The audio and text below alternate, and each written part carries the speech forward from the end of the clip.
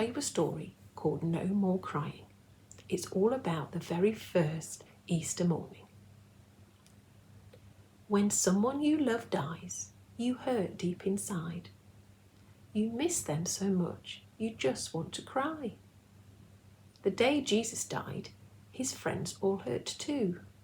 Peter and John and the rest of the crew were gutted and just didn't know what to do with the sighing, goodbying and crying.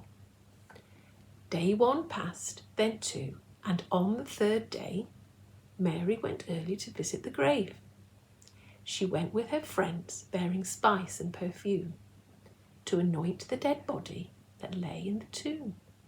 The day hadn't dawned. They walked in the gloom. They were sighing, goodbying and crying. But when they arrived, they were filled with dismay.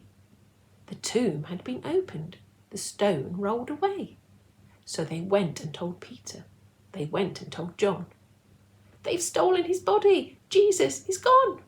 They've moved him somewhere. Don't know what they've done. More sighing, goodbying and crying.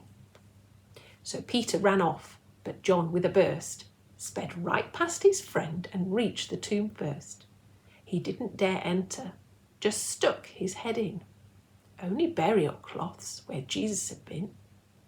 What's happened? He wondered, his head in a spin, sighing, goodbying and crying.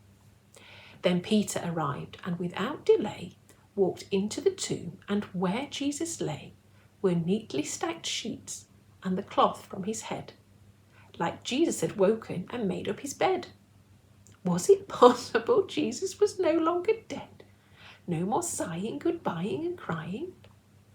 So Peter and John both went home, all amazed, but Mary remained and was suddenly dazed when 2 angels appeared, shining bright in the grave, at the foot and the head of where Jesus once lay.